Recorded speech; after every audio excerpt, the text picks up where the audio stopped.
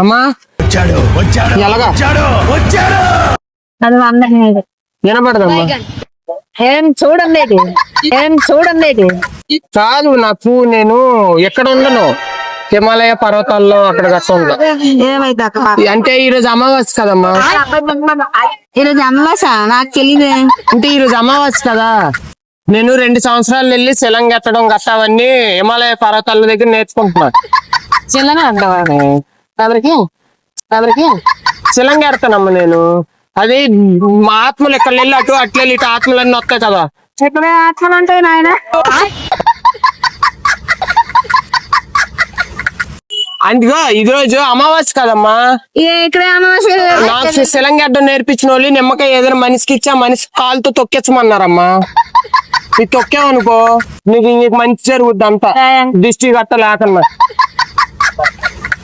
నేను ఎంత తొక్కన వెళ్ళినా నాయన. ఏ ఊరమ్మ ఇది? అది వైజాగ్. మాది వైజాగే. మరి కాకినాడ. మాది కాకినాడే. మరి నెల్లిమర్ల. మాది నెల్లిమర్లే. అంటే మీరు మేము చుట్టాలమ్మా. నువ్వే తెలంగాణ ఎట్లా మాకు వెళ్ళిపో. శిలంగెట్టి నన్ను ఏమవుద్ది అనుకున్నావు? మనమా గాల్లో ఎగురుతామమ్మా. అటు చూడు ఎల్లగో బాయ్ చెప్పు. గన్నెత్తారా కాల్ చేసి అన్నమని జైలుకి వెళ్ళిపోతా.